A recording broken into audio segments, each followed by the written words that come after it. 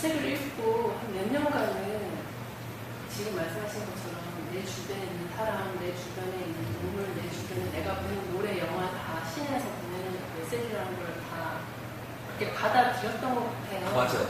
네, 받아들였는데 사람인지라 사람들이랑 이렇게 부딪히고 살다 보면 저 사람이 있잖아요. 근데 저 사람도 신이잖아요. 그리고 저 사람이 내 앞에 있을 때는 그만한 어떤 이유와 어떤 연관성이 있는 거잖아요. 근데 화는 나요, 그 사람을 보면. 그러니까 그런 것들을 경험하면서 또 뭔가 신이라고 그러는데 약간 다시 또 교회랑 이렇게 전공되는 좀 헷갈려지고 그렇게 했었는데 근데 제가 지금 궁금한 것 중에 하나는 그 깨달은 사람들의 어떤 생활과 그 깨달음을 찾기 위해서 가정을 밟아가는 사람들의 그 생활 패턴은 분명히 다르더라고요. 보면은 아까 얘기하셨던 것처럼 선생님들이 예전에 삭발을 하시고 이렇게 하는 거 보면 가면 깨닫게 되면은 삶의 그러니까 자기 이 그 자리에서 삶이 예를 들어서 뭐 선생님을 한다든지 어떤 뭐 배우를 한다든지 이런 삶이 아닌 다른 삶으로 가는 건지 아니면 그 삶에서 추월해서 부처나 마하리시처럼 그런 어떤 공의 어떤 그 경지에 가서 그 사람들 공 아니었어요. 석가는 네. 자기 제자들을 가르치다 가던 선생이었고 네. 마하리시도 뭐 비슷하게 산 사람이었고 어떤 사람은 가르치는 거 상관없이 그냥 자유롭게 살던 사람도 있고요. 예를 들어서 경호 스님이나 이런 것처럼 훌륭한 제자를 많이 만들어 놓고 자기 편안하게 그냥 남한테 신경 쓰지 않고 나무꾼도 그러니까 오죽하면 어느 절에 가서 나무꾼을 했는데 나중에 제자 망론이 찾아와서 이런 분 계시냐고 했더니 한탄을 하다니 내가 눈을 그 양반을 보여라 만나 그 절에서 나무꾼 하다 간 거야. 그러니까 이런 분들이 불목하니 네? 그러니까 우리가 오해하는데요. 어떤 자리에 있어도 아무 상관이 없어요. 왜냐하면 그 자리 자체를 그냥 즐기고 사는 거예요. 예를 들어서 영업사원 전에는 먹기 위해서 살았는데 열심히 살다 보니 돈도 생기고 뭐 이렇게 바뀌겠죠. 그러니까 영업 안 하거나 이런 게 아니에요. 영업을 하는데 이게 내가 참 즐거워할 수 있는 일인데 이제 먹고 살기 위해서만 했었구나. 예를 들어서 힐러가 됐어요. 내가 참 여러 가지 중에 이게 이 정도 내가 먹고 살기라고 재능도 나니까. 이게, 내가 고쳐주면서 하는 게 참 내 탤런트도 있고, 깨달은 상태에 사람 만나서 얘기도 하고, 이렇게 하니까 참 이게 즐거운 일이구나.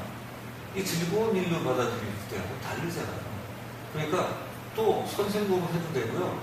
뭐 중요하지 않고 어디 가서 배워도 되고요. 문제가 없어요. 그래서 그 사람한테 뭐든 문제가 없는 거예요. 그거 달라요. 그러니까 초월자라는 개념 자체를 보이셔야 돼요. 그러니까 있는 그 자리에서 아까 애구예요? 있는 그 자리가 어디든 그 자리 그대로 신의 모습처럼 살 수 있다는 거예요.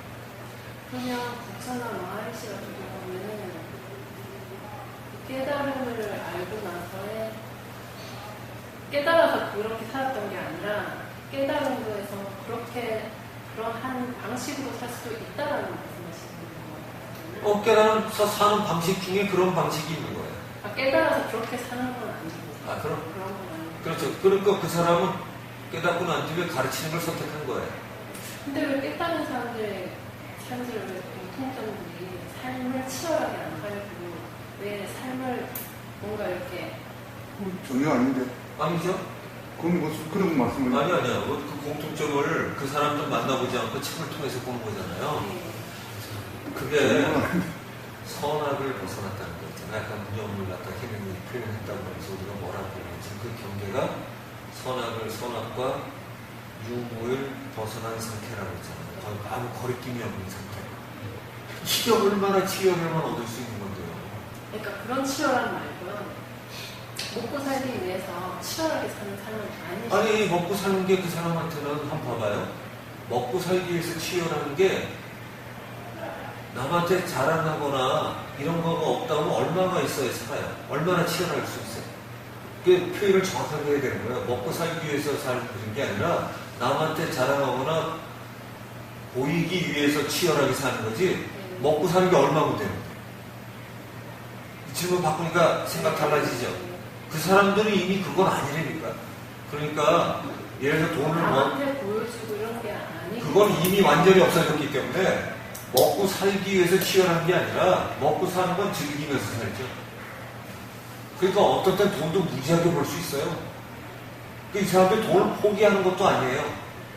돈을 위해서 치열하게 사는 게 아니라는 거죠. 용화보사는 그 당시에 석가모니 시대 때 가장 부자였어요. 석가모니 제자 중에 해가지고 최고의 도를 이었다가 인가까지 했어요. 돈도 된다는 거죠. 그리고 제가 말씀드린 것은 이제 우리 직묵대사가 우리 스님 강의 중에서 배웠는데 저는 이제 선가기감이라는 책이 서산대사께서 스승의 행적을 써난 거예요. 스승의 행적을 써놨는데 거기에 보면 작은 도, 소도는 산중이요. 대도는 시중이다. 그 말이 이제 스님 전에 이제 강의하시는데 뭐였냐면 시장에 가서 수련한다. 그래서 저는 이 대목을 하니까 스님 말씀이 그냥 저는 이해가 잘 됐죠. 그래서 그 뭐냐면 똑같은 거지. 그래서 우리가 보통 보면 오도손하는 것이 깨달았다고 하죠. 그거 한 글자 보면 오자, 나오자 아닙니까? 그거는 반쪽짜리 오다, 소도다 말이죠, 그게. 그럼 이제 우리가 하면 오도된 걸 가지고 다 깨달았다고 폼 잡으면 그건 반쪽짜리다. 그래서 뭐냐면 우리가 감성으로 깨달았다 하면 요새 이파사나 잘못된 게 감성 쪽에 있다, 이걸 가지고 그걸 막 깨달아 알아차리려 해가지고 감성 쪽에다 강조를 많이 한다고요. 그거 아니다는 거지. 그 다음에 오승도 아니다는 거지. 그걸 칸트에도 설명해놨어요. 리승이다. 리자 우리가 오늘 수행원상은 공부는 리승이거든요. 공부는. 그래서 우리가 제대로 된 공부는 깨달음도 진짜 앞에 우리가 깨달았다 하는 오도송을 하는 사람들은 그때는 소도를 깨달은 거거든요. 나가봐야 돼. 나가봐야 돼, 세상에. 깨달았다. 오도송 쓰고 나서 망무선사가 25살에 이렇게 했다는, 저리 갔다는 게 답사가니까 25살 오도송을 했다 말이죠. 그럼 없어. 시중에 가서 막 부딪힌다고요. 스님도, 망무스님도 체질하게 붙어요. 그래, 아까 스님이 경은선사는 훈장도 해요. 머리 길고 하니까 수월 스님은 독립군도 하셨습니다. 독립군도 하셨어요. 스님인데. 그래가지고, 저쪽 북한 땅에 해가지고 만중강 보다 좀 객사했었어요. 거의. 그냥. 독립운동하고 하면서 처절하게 수월 스님은 그렇게 했고. 그건 이제 경순사 큰 제사죠. 근데 이제 수월 스님이 그때 가기 전에 이제 경순사 이제 훈장하고 있는 거예요. 그래서 만나러 가니까 니 왜 왔나 이렇게. 그럼 자기 딱 안 만나주는 거예요. 그럼 만나주면 니가 공부 더 됐다는 거예요. 지금 내가 너를 끊고 지금 니 공부하는 거고 니는 니 역할을 해야 되는 거고 나는 지금 내 역할을 하는 거야. 시골 훈장노릇 하고 있는 거예요. 스님이. 그러나놓고 자기가 또 훈장만 계속 하는 게 아니고 또 다 끝나고 나서 나중에는요 우리 가는데 수득사 그다음 좀 떨어진 데 드린 걸로 내가 보는데 그건 수득사 중에 남자 중에 하나입니다. 거기에 있어요. 거기는 좀 좁아요. 가보면 좀 가봤는데 많은 방이에요. 나도 오래됐는데 제가 위치는 정확하게 기억을 못해요. 갔는데 거기에 문둥이 의사를 듣고 와요. 망무선 기록이 일지에 기록된 사람입니다. 제가 이야기하는 거예요. 망무선님이 뭐냐면 스승님이 지금 말년에 영 갔다, 맛이 갔다. 하필 여자를 지금 문둥이를 데리고 가지고 지금 방에 가면서 밥을 꼭 가져오라 하면 2상 채우라고 하는 거야. 이게 이제 문구멍을 들어가 탁 두고 봤어. 망무선이 봤다는 거 기록 자기가 의심을 했어. 경선사를 자기가 의심을 했는데 그 타경을 보니까 문둥이에 세우는데 발을 서로 탁 꺾어가지고 옷은 입고 있는 거지만 문둥이 진이 경선사 다리에 이렇게 막 쭉 흐르더라는 거예요. 문둥이 나변 균이 진이. 근데 코를 차고 있다. 문둥이도 그러고 경승사도 그렇게 하고 그때 마홍 스님이 밖에서 그냥 눈물 흘렸어. 자기가 스승님을 내가 의심했다고 하면서 그랬다는 그 대목이 뭡니다. 우리가 지금 그래서 뭐냐면 그게 면면이 그게 선도하고 이렇게 결합된 거거든요. 그게 그냥 원효선사도 우리가 이제 그 선맥하고 이어있는 겁니다. 불교하고. 어떻게 보면, 근데 그게 같은 거예요. 선맥하고 이어인데 그게 제대로 된 석가모니 가르침이라고요. 같아요. 그런데 제가 뭐 공부를 해보면, 저도 그래요, 저는. 이때문에 스님 강요한데, 제가 강자공부도 우리가 처음에 수업하는데, 제가 이제 제일 처음에는 제가 이야기를 하면서 조금 이제 표현이 좀 강한 것도 있었지만, 정말 깜짝 놀란 게 저는 수백 배워 왔다가, 야, 내가 찾고 있던 원효선사 가르침을 지금 하고 있는 거예요. 근데 지금 이건 계속 얘기했지만, 정말 저는 그때 감격했고, 그래서 제가 10년 동안 진짜, 딴 사람들은 저는 계속 강의를 듣다가 이제 참나 이런 제가 요새는 안 듣고 있습니다만, 계속 공부하고 있어요. 아마 저 같이 계속 등록해가지고 지금까지 계속 했는 거는 중간에 빠졌다가 들었다 하는 사람도 있습니다만, 제가 계속 지금까지는 했어요. 근데 제가 하게 된 거는 저는 술보다는 그 깨달음 쪽이 있거든요. 그래서 저는 원효선사 이 법맥을 잊고 계신다는 걸 알았게 됐고, 그거 하고 나니까 바로 그거구나. 그래서 뭐냐면, 일련법이거든, 결국은. 제가 오늘 우리 이런 얘기 잘 안 했는데, 오늘 두 분은 좀 어떻게 보면 좀 몇 명 안 오니까 이런 얘기가 좀 됐는데, 의아하게 생각할 수도 있습니다. 그런데 이제 굉장히 중요한 거거든, 세상에. 저는 뭐냐, 이것 때문에, 문형 그것이나 그걸 때문에 정말 많은 세월을 진짜 헷갈렸거든요. 그 문자 가지고 유무상생이니 도교의 그 도덕경에 보면 유무상생이니 이게 또 같은 거니 유가 무가 같으니 짜니 말장난하는 거 정말 많이 봤습니다. 또 많은 책들이 있어요. 그러면 지금도 문형 가지고 장난치고 앉았어요. 1년 돼 있거든요. 저 강의원만이 그 다음 택시가 온 거예요. 진짜 또 찾아오려고 해보니까요. 누구세요? 뒤에 쓴 거예요, 다. 근데 이제 원효선사, 근데 그거 가다 보니까 그게 이제 툭 오는 거예요. 어느 날 보니까 이쪽 대님께서 문자를 몰라. 그게 딱 보더라고. 그래서 이제 선생님 공부하고 나서야. 그래. 그걸 쓴 사람은 대표의 사람이야. 쓰면서 문자를 하니까 왜 자꾸 반복했냐. 자기가 썼으면 그걸 왜 반복하겠어요. 반복 안 하거든요. 계속 물론 뜻을 반복을 하더라도 방법이 다르게 반복을 한다고요. 네. 우리가 실제 지금 공식 시책 이래 하듯이 번역하지. 뭘 반복해서 같은 얘기를 가지고 이렇게 하느냐면 이 대피를 하고 쓰는 사람이 제대로 이해 못한 거 아니냐. 저는 그렇게 생각하니까 편하게 그냥 통쳐서 그냥 일념으로 바꿔보세요. 그 읽을 때 저는 일념으로 읽어요, 그냥. 그 육주단경을 읽을 때. 그러니까 전혀 문제 없더라고요. 그럼 저는 그렇습니다. 그래서 우리가, 근데 참고로 되실지 모르겠지만, 오도성이 우리가 오성, 그 칸트가 그렇게 이야기하는 게 있어요. 그래서 오성 가지고 깨달았다 이야기하는 사람들이 많아요. 근데 오성을 가지고 깨달은 사람들이 술을 많이 버려요. 제가 많이 봤어요.